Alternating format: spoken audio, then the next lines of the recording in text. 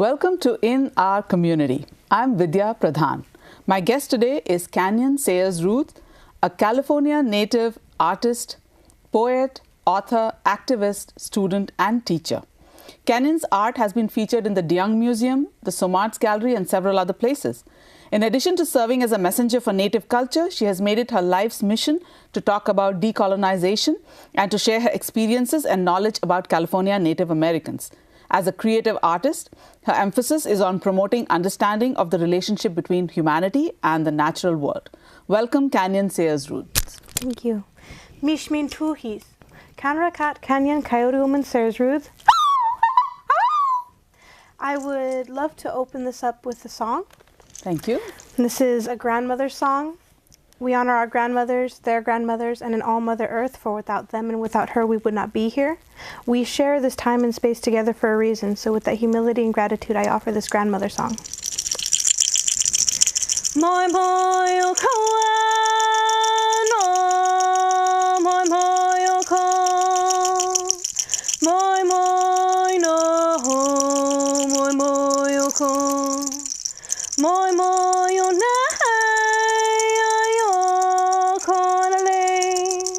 Moi moi hey ayo konale, moi moi o kawa no, moi moi o ko, moi moi no, moi moi o ko, moi moi o na ayo konale, moi moi hey ayo konale. Oh, no son. Wonderful. Can you tell me a little bit about the message you said before the song began? That song came to me differently than it was taught. So out of respect of my mentors and my elders, I always share that it's Kanyon's grandmother's song. But in our culture, it's always a beautiful thing to share music, to share songs. My mother believes that when song, ceremony, and dance stop, so does the earth. So I've always opened up things and spaces with song and positive prayer or in a good inflection. And what does the song signify? Honoring our grandmothers, because we are a matrilineal society, passing knowledge from grandmother to mother to daughter, as well as identifying ourselves as people of the earth. So with humility and gratitude that we align ourselves and just remember to be present. Why is it important for us, the larger community, to be talking about California Native culture and California, who are the original inhabitants of this space? Well, with a lot of work that I do, there's a term called Indigenous Protocol. And Indigenous Protocol is actively being aware of the spaces that we occupy, the indigenous histories, the original peoples, the original ancestors, and the original knowledge of the environment that we are present on, because today's settler colonial mentality is slightly absent of the sacred. And through colonization, there's always other people coming in, staking claim and disregarding the original inhabitants, and as well as the original stewards of the territory. This territory is known as Ohlone territory. I have a map that shares that there are so many tribes and languages just between San Francisco and Monterey Bay. There are 8 languages between San Francisco and Oakland down past Carmel. Wow. I happen to be from Indian Canyon, which is right there in the Mutsun linguistic territory. There are many tribal groups and tribal bands of the area. So there is no Ohlone tribe, there is no Mutsun tribe, there are many bands. And I happen to be of Indian Canyon Nation. Wonderful. And so how did these bands live cooperatively across the small space? Today it seems strange that there were so many languages and so many little pockets of culture in this space. Well, I actually have another map that shows California. There are in excess of 250 languages spoken in California alone. And it's amazing because California is a rich and dense area that people tend to gravitate to. There wasn't a need to fight for resources. And so having different peoples of territories, we were sustained by our environments, but we were also very culturally aware and sharing. We were multilingual people. There are territories and tributaries of rivers where we would trade and interact with each other. There was no universal language such as what we're familiar with English, but there are many languages and cultural practices.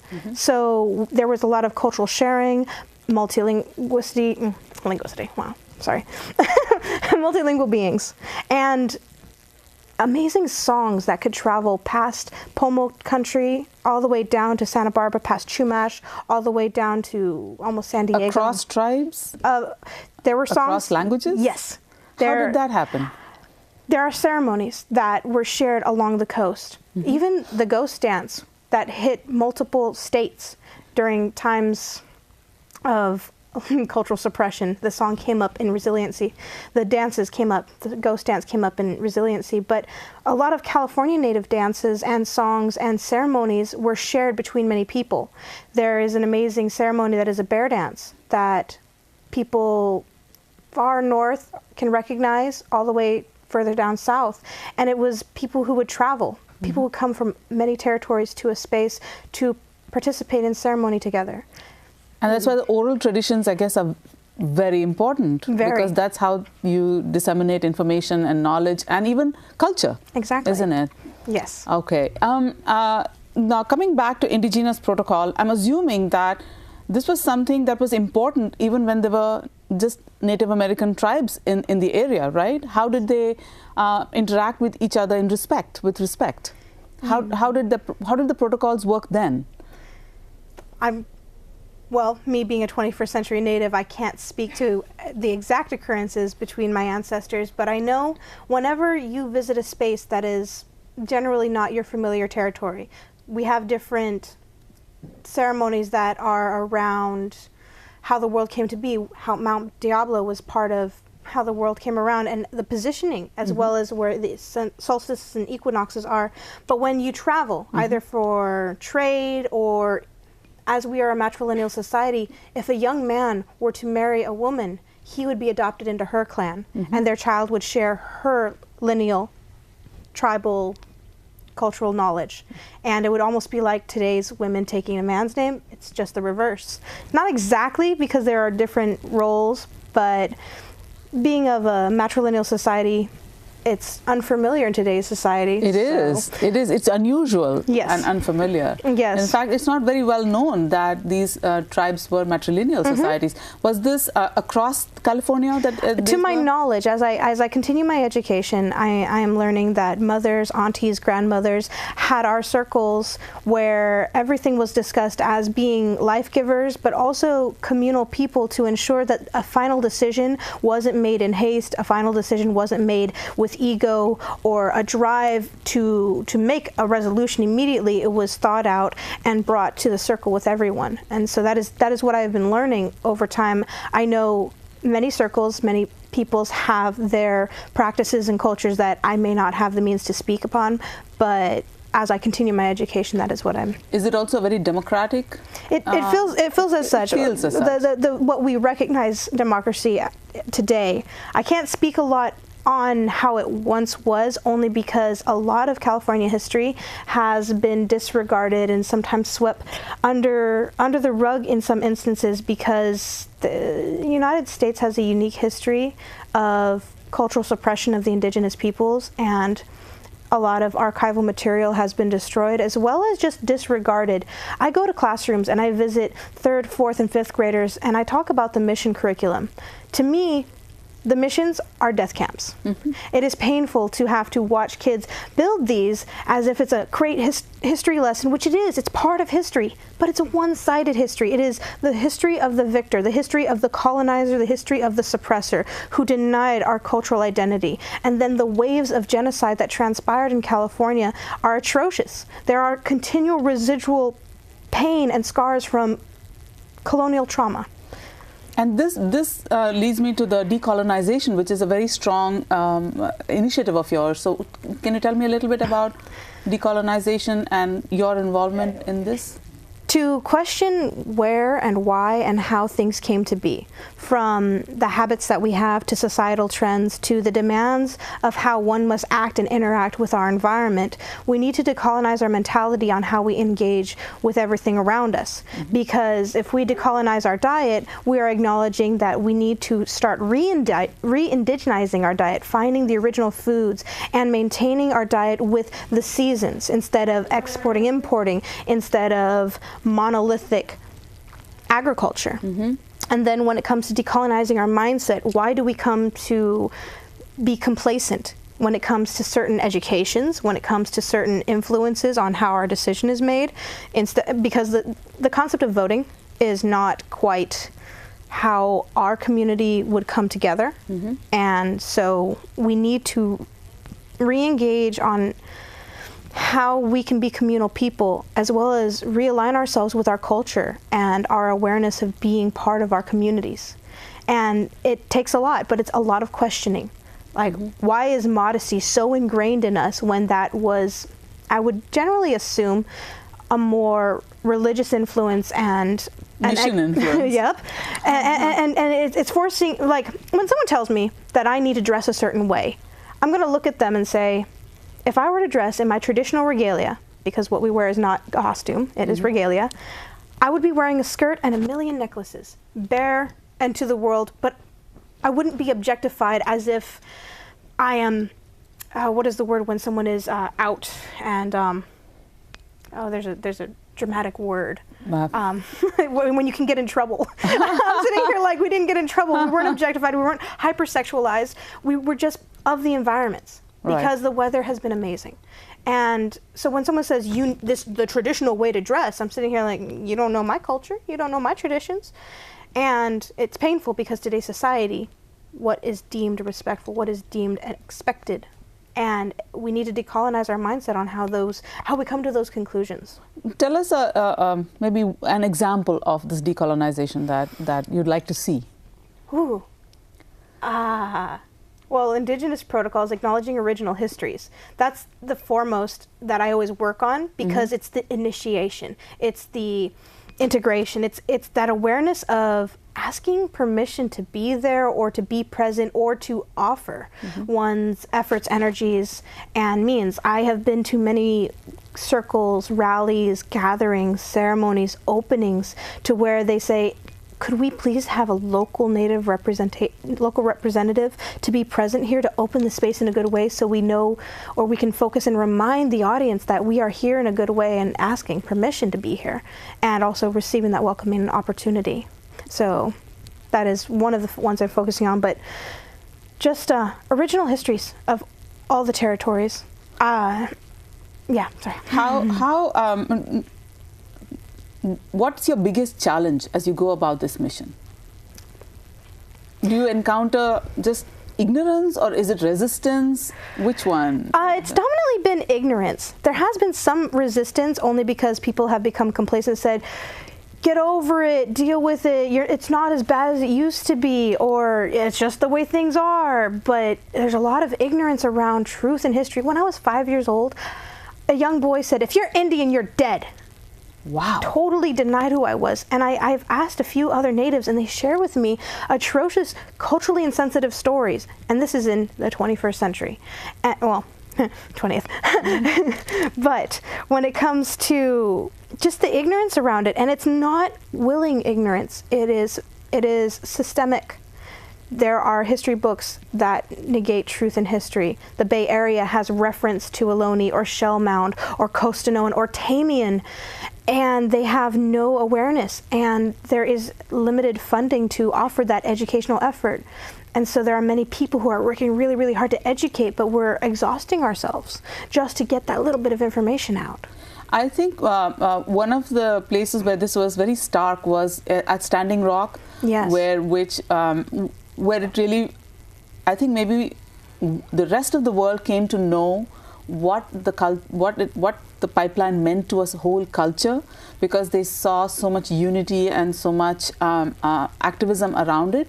So I know you were present there, so could you tell us a little bit about that? Yes, I'm also a founder of our small Two-Spirit community, and I work with Bates. And I took a picture with a group of Bates members actually at Stanford University when it came to the May Mother's Day powwow, but we stood in solidarity. What are Bates? Bates, Bay Area American Indian Two-Spirit community. Okay. And so there's a picture of the Bates members and myself saying we stand with Standing Rock, because as far as social media allows us to reach, that we can stand in solidarity and offer our efforts and our energies to stand together if we can't physically be there. I actually did visit Standing Rock in September, and it was amazing to see so many people coming together, and Native and non-Native alike, people who are being true allies and just being community members saying, what can I do to help? How can I help? How can we raise awareness? Or how can I be a part of this and learn more? I'm willing to learn. And that was the beautiful part of witnessing that. And when we talk about we stand with Standing Rock, it's not exactly just Standing Rock Pipeline. It's about all issues of Indigenous peoples and Indigenous territories. Mm-hmm. There are many issues here in California that are going on. There are many issues in every other state around Indigenous peoples when it comes to the degradation of sacred sites, when it comes to the pollution of all of this industrialization, when it comes to the outsprawl and colonization, as well as gentrification of our urban territories. There are so many things going on that we've realized with all this turmoil, we need to come together, we need to stand together. Mm-hmm. And the issues are often presented at Standing Rock as something that the government has a legal right to, or the pipeline has a legal right to. How do you talk about that, and how do you counter that? I know this probably needs a whole hour, but yes. I'm not a big government fan. Especially with California Native history, especially with California Natives, when it comes to seeking federal recognition or acknowledgement on any federal level, the government doesn't want to identify us because they set parameters. Same thing as what they're allowed to do and what they're not allowed to do. They identify us as sovereign peoples, as sovereign lands, and then they go through and they're like, oh, by the way, we lied. All of those treaties, they were signed and then they were not acknowledged. Mm-hmm. It's a continual act of genocide. It's literally waves and waves of genocide, a legitimate Holocaust, an entire effort dedicated to the cultural erasure of original histories of the Americas. When it comes to the history of the land, of the earth, when you think, if we stretch our arms out really, really far, we think of humanity from the time Homo sapiens was officially a thing, all the way tip to tip. We have humans, colonization, we have American history right on our finger. Our fingertip is right when California was established, right when we started to acknowledge the true history, because we think we're in 2017. Yeah, BC or BCE, but we were alive, we were living, we were kicking way before that. And the history of America is how many years? 1492, Columbus sailed the ocean blue. How many years is that between 2017 and 1492? And who were the people that Columbus met? What was the language that they spoke? How long have we had that opportunity to learn about that? And it's nowhere in sight in any history books. Well, some history books, but you know what I mean. How do the Indigenous people keep their motivation going in the face of this really depressing scenario? How did you get up that will to get up and talk about it and preach?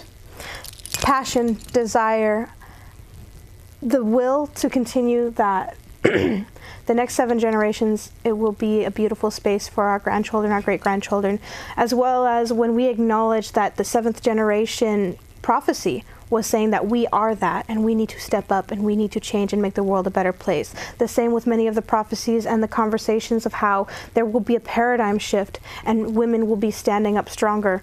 And we're noticing in all communities that women are standing for rights and just for acknowledgement, and for we need to shift and engage with our environments and our communities. There are many ways that many cultures and many religions are saying there needs to be a change, there needs to be an awareness. And as an Indigenous person, I am motivated to honor my ancestors. What is the 7th generation prophecy? I have not heard of it. I can't speak a lot on it, only because it's not exactly our people's prophecy, but 7 generations from the time when the earth started, or one of the cycles of the earth, that 7th generation will rise. And we are of this time that the change needs to shift. And the way I always use that is 7 is a sacred number. And as in our community, 3 and 4 is sacred, and of course adding those. But when it comes to the 4 directions, or our traditional colors are red, black, and white, Ohlone peoples. And when we think about past, present, and future, or if we think the 4 directions, north, south, east, west, Father Sky, Mother Earth, and Center Universe, we acknowledge these numbers and these directions. And I always want to think that if I can do good, or if I can affect another generation or a peer, that they can make an effort for their decision to care about how it affects not just their children, but their children's children and their children's children's children. When I visit classrooms and I talk about the missions and the gold rush, I say, don't be like the gold miners who were greedy, who blew up mountainsides to gather that gold, because the pollution of those explosions went into the rivers that their own children can't even go swimming in. So let's not be like them. Let's care about how our actions, our decisions, our efforts, and our directional energy don't focus on immediate greed, don't focus on immediate gratification, but how our actions will affect everyone around us, and not just people, not just animals, and everything that has a life and that has a spirit. And I think one of the things that I think people who don't care for the environment don't seem to realize that the earth will recover. We won't. Of course. Right. Of course. And so if we want to have a good life, we want our children to have a good life, we need to care about what we're doing, because the earth can shake us off whenever she wants. But if we want to enjoy our presence, and we were so brainwashed, we're totally about a consumeristic, materialistic, disposable, convenient society that we don't care. Oh, it doesn't matter. Oh, my little item throwing away is going to go here, or the little effort of what I do. But if you notice, people become complacent and more do it. So if one person cuts across the grass, then there starts to be more people who do it, and then you have a trail, and then you have the disregard of how that path and how those plants are no longer going to grow anymore. The same way when you throw away trash or let an animal go potty in the same spot, it burns a hole to where it can no longer do good things or grow strong. And we need to care about how our actions affect everything. And we need to be accountable. That is one of the biggest peeves I have, is accountability. How are you and I affecting each other and our environments? Accountability with road rage. If someone just goes, yeah, go ahead, it looks like you need to go in, or, oh, look, I'm going to go in here and you come right in here. Just that accountability of not just saying, like, I deserve this right of way. Be like, no, we're all going the same direction. Let's merge properly. All the way to accountability of how I played a part in an argument between people. That humbling experience of accountability. And it feels like that's a message that is missing from our contemporary education. Very much so. Is that something that your activities are trying to overcome? I'm attempting to. I attempt to share that. When I played my rattle, I share with students that when you think about Native peoples and you think about hunter-gatherer type mentality, it's not just being of the environment. This is 100% deer. This is a deer femur and hide and deer toes. And I share with the children that we don't just hunt for food, we don't just hunt for gain, we don't really hunt for trophy, but we also appreciate the life that was lived and the gift that it gives. There's a ceremony, there's reciprocity. When I go pick herbs, I offer something to it to thank it for its life. And when it comes to all of these things that we interact with, we need to remember how we are affecting it. And it's really important. And so I share that accountability and I share that awareness, because with the tiny little impact I have with these young generations, it might offer a little bit of insight. Well, tell me about some of these interactions and what you've come away with after meeting these young children and talking to them about it. It gives me hope. That's one thing I'm really happy about. When I witness these young ones, some of them are excited about history, some of them get really, really sad. They can't believe how some other people, colonizers, can look at other people and see them as subhuman, and to do and validate atrocious crimes against indigenous peoples. And when I share with them the importance of having that full cycle, that understanding of the give and take, or that reciprocity of how we impact our environments, from herb collecting to hunting and interacting, that we acknowledge our impact and how our impact can last, and how this rattle has a second life, even after the initial life that it once lived is no longer present. So what can we as the larger community do towards reclaiming this love of the land? Because I feel like this message, like if I look at my own children, they absorbed this message when they were younger, but then as they grew older, it sort of dissipated, and you keep getting drawn into the consumerist mode of thinking.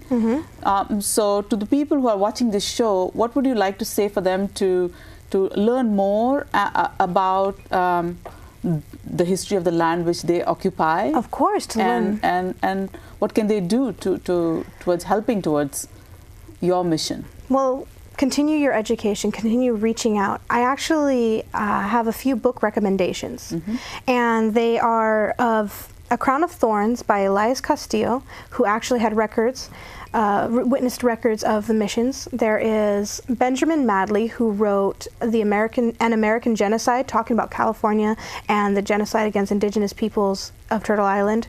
But right here in this territory, there is a free academic resource by East Bay Regional Parks, and that talks about the Ohlone curriculum. Usually 3rd, 4th, and 5th graders get to touch on it, but even us as adults and people who want to learn more, the Ohlone curriculum is up to standard when it comes to the academic materials, all those standards, and it's a free resource online at East Bay Regional Park's website. I see. And so the quickest way is Google Ohlone curriculum, and there is the Ohlone past and present, the last chapter my mother wrote. And when it comes to support, it's a matter of acknowledging local peoples and local histories, and just taking a moment to being part of your community. Like, I reached out to my community, and I know many California natives are focusing on language revitalization. And I self-published this language coloring book in the Mutsun language, and I worked with Natasha Warner and Karina Luna for, they were developing a dictionary, and that's actually a free resource online too, of the Mutsun language. And is it still a spoken language? Is it ongoing language, or is it mostly only for people who are studying it specifically? Is it in use, common use? We're trying to get it back to common use. It has been a dormant language. The last fluent speaker passed away in the 30s. And so to this day, it has been not to this day, it's been slowly revitalized.